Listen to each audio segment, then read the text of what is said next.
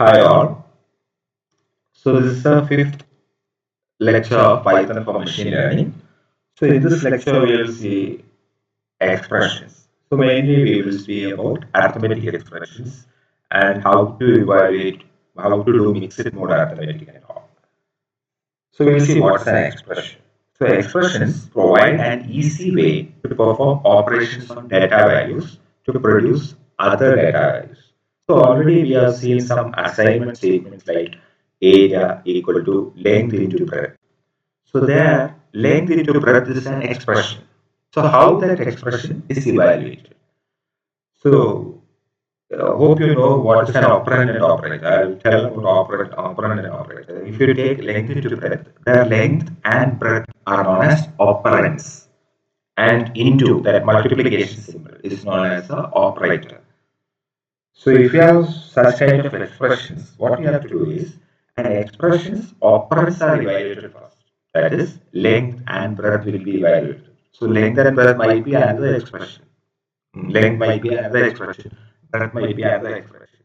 So what we have to do is, if we have an expression like length into breadth, what we have to do is, first we have to evaluate the expression's operands. That is, length will be evaluated, then breadth will be evaluated. Then its operator is then applied to these values to compute the value of the expression. Then that operator, that multiplication operator will be applied to these operands and we will get the result. And that result will be assigned to that particular area variable. So this is the way we will evaluate these expressions. So we will see different arithmetic expressions. So arithmetic expressions consist of operands and operators. What we have already seen in ordinary mathematical algebra. So we have already seen this in number algebra. So we have different kind of arithmetic expressions in Python also. So these are the different operators in Python. So these are the different operators. This is minus, we call it as negation. Syntax is minus a. Then we have this exponential operation, that is double asterisk. So this is exponential operator, it is a double star b. This means a raised to b. Then we have multiplication operator star. This is a star b. Then we have division operator, which is by a slash b. Then we have quotient, a double slash b, which gives the quotient of the division. Then we have, if you want to calculate the remainder or modulus operator, it's percentage symbol, remainder or modulus, a mod b. Then for addition, a plus b, and for subtraction, we have a minus b. So these are the different operators in Python. So when we do this mathematical operations, when you have studied mathematical operations in algebra also, you know there are some precedence rules that should be applied when you evaluate some expression. So if you have a plus b, if you have 5 into 2 plus 3 minus 6 like that. So what you have to do, you have already learned about Bodmas rule and all. If you have some expression like 5 minus 2 into 5, then you know that 2 into 5, that multiplication should happen first. After that only we should perform subtraction. So there are some precedence rules. So similarly, in Python also we have some precedence rules. We will see those precedence rules. So exponential has the highest precedence and is evaluated first. So if there is an exponential operation in an expression, it should be evaluated first. It has the highest precedence. So unary negation is evaluated next, before multiplication, division, and remainder. So after exponential comes negation, and this negation should come before multiplication, division, and remainder. Then after that, multiplication, both types of division and remainder are evaluated before addition and subtraction. So before addition and subtraction, all these should be done. Addition and subtraction are evaluated before assignment operation. So addition and subtraction will be evaluated before assignment. So if there are multiple operations, if there is a multiplication and division, what should be done? So operations of equal precedence. So multiplication, division, remainder are of equal precedence. So if there are operations of equal precedence, then it should be done, it is left associated, meaning that we have to do from left to right. If there is operations of serial precedence, what we have to do is we have to do from left to right. So it is left associated.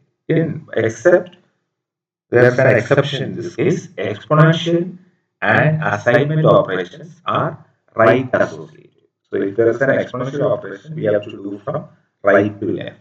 If there is 5 double star 2 double star 3, then we have to perform 2 double star 3 first.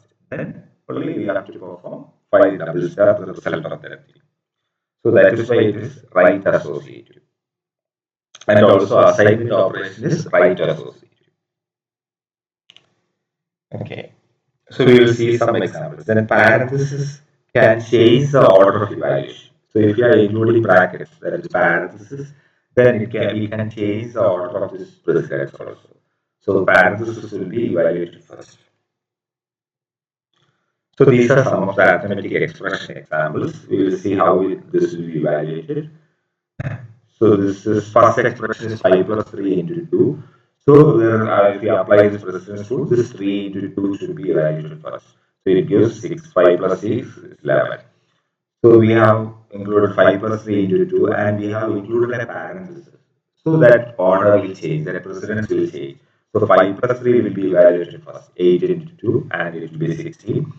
And 6 more 2, it is 0, remainder is 0, value will be 0. 2 into 3, 3 double star 2. Here exponential is there, so this has the highest precedence. So this will be evaluated first. Then 2 into, so it will, 3 raised to 2 is 9. So 2 into 9, it is 18. Then minus 3 star 2. Here exponential, minus and exponential have same precedence. Exponential has the highest precedence. So exponential should be applied first. So 3 raised to 2 will be done and it is 9 and then minus operator will be applied. So we will get minus 9. Then here 3 star 2. So 3 there are starting, this is a simple parenthesis. So 3 raised to 2 is 9. Then 2 double star 3 double star 2. So exponential 2 exponential operations are there. So it is right associated. We have already mentioned it is right associated exponential. So this should be evaluated first. So 3 raised to 2 is 9. Then after that 2 raised to 9 will be done. We will get the result 5, 512. So if we want to change the order, then if we include this parenthesis, then this will be evaluated first. 2 raised to 3 it is 8. And after that 8 raised to 2 it is 64. Now 45 by 0, if you take this division by 0, it is undefined. You have already learned this. So it causes an error. We cannot divide by 0. Or 45 moves 0, this causes an error. We cannot divide by 0. So if you take the syntax, both these statements are correct. So this is the difference between syntax error and semantics error. So this we call it as semantics error. Syntax error means those errors which are not permissible in Python. Semantics error, the expression is correct. 45 by 0, syntactically it is right. Two integers can be divided, or an integer can be divided by another integer. It is possible in Python, but semantically it is wrong. So there is a difference between syntax error and semantic error.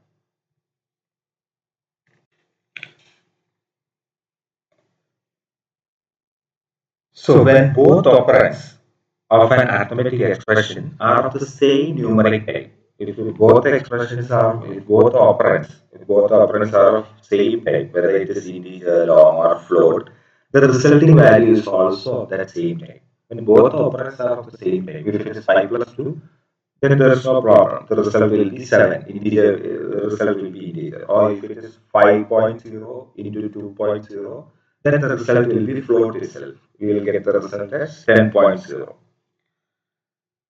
But when each operand is of a different type, the resulting value is of the more general type. So when each operand is of different type, the resulting value is of more general type. So we will see what is this more general type. Float type is more general than the int type. Float type of operator, float type is more general than the int type. So if we have 5 into 2.0, then the result will be float number, we will get the result as 10.0. Rather than 10, we will get the result as 10.0. So because float is more general than the int type. So the quotient operator produces an integer quotient only. When whatever be the result, the quotient operator will produce an integer quotient only. That is 3 quotient 4, the result will be 0. The exact division operator always produces a float. So if we have 3 by 4, then the result will be 0.75. So if you have more very big expression, we can include in two different lines. We will see with this example. So one thing we have to see is 3 double 4, what will be the result? So it will be 0. Then we have seen 3 by 4. So the result will be 0.75. Then if we want to include more very large statement, and if we want to include in two different statements, so what we have to do is we can use the slash. So if you want to perform something like 3 plus 4 into, and if you want to include in the next statement, what you have to do is you have to include this slash. Okay. After that, you can go to the next line, and 2, if you want to have some expression like 4, then if you press, you will get the result as 67. So what it happens is, this is a full expression. So there is an exponential 2 raised to 4. So this will be evaluated first, then it will be multiplied by 4, then 3 will be added to it. So what we have done is, if you want to include in 2 or 3 separate lines, you have to use the slash. So you can do this kind of arithmetic. Okay. Then next is mixed mode arithmetic and type conversions. So here, if you want to perform calculations involving both integers and floating point numbers, then it is known as mixed mode arithmetic. For example, if we have something like we have a floating point number here, it is multiplied by 3 and there is an exponential 2. So what will be the result? So this kind of thing is known as mixed mode arithmetic. So what it does is, if we have something like this, so here exponential should be evaluated first. So we will get 3 raised to 2 is, it is 9. So that 9 will be converted to the more general format, because here it is a float point number and 9 is an integer type. So that 9 will be converted to float. So it will become 9.0 and then it will be evaluated 3.14 into 9.0 and the result will be some floating point number. So in this way it will be evaluated. So if we have 3 quotient 2 star 5.0, then what it does is 3 quotient 2, it will be 1.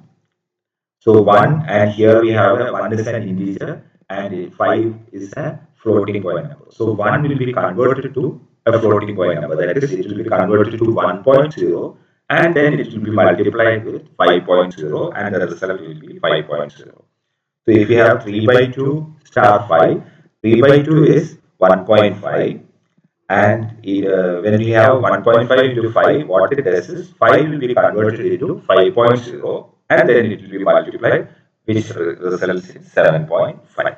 So in this way that type conversion happens. So that expression will be converted to more general form before evaluating. Okay. So we will see some example. We will see how to calculate the area of a circle. So we have to get the radius. So we have to get the radius. Radius, we will use the input function we have already seen. And you can enter something in the radius. Okay. And if you press enter key, you will get this something. You can use some radius. Then after that, radius, if you press this radius, what happens? It is a floating point. If it is a string, because it is included in single quotes, whatever you enter, it will be shown as a string. So what you have to do is, if you want to calculate the area, you have to convert it to a string. You have to convert this string into a float number.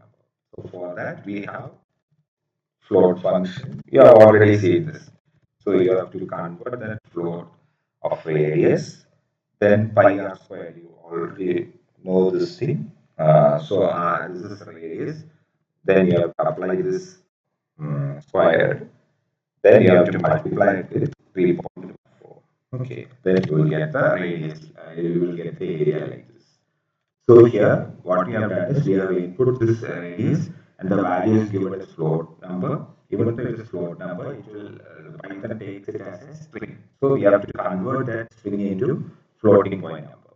We have converted into using this float function. We convert this radius into floating point number. Then double star 2 into 3.4. You will get the result as 63.85. So in this way, you can do this arithmetic. Then we will see about type conversion functions. We have some type conversion functions in Python. So these are the type conversion functions.